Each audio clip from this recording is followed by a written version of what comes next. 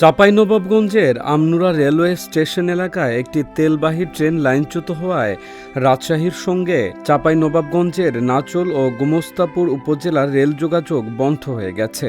আজ বৃহস্পতিবার ভোর 4:45টায় এই দুর্ঘটনা ঘটে। সকাল 10টায় উদ্ধার কাজ শুরু হয়েছে।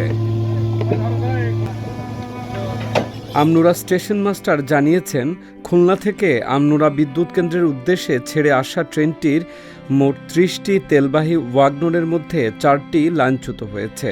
তবে প্রাথমিকভাবে লাইনচ্যুত হওয়ার কারণ জানা যায়নি। তিনি আরও জানান, দুর্ঘটনার কারণে রাজশাহীগামী লোকাল কমিউটার ট্রেনটি নির্ধারিত সময়ে ছেড়ে যেতে পারেনি। ফলে রাজশাহীর সঙ্গে চাঁপাইনবাবগঞ্জের নাচোল ও গোমস্তাপুর উপজেলার ট্রেন চলাচল সাময়িকভাবে বন্ধ হয়ে যায়।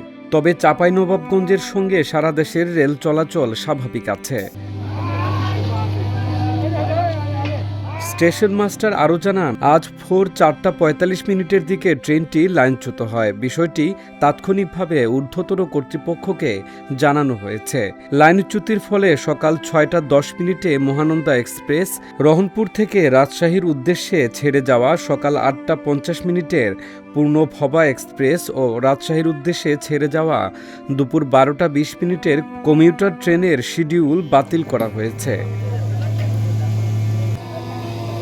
উল্লেখ্য, এর আগে গত বছরের 17 আগস্ট ও 24 জানুয়ারি একই তেলবাহী ট্রেনের লাইনের ওয়াগনচ্যুতির কারণে রেল যোগাযোগ বন্ধ ছিল।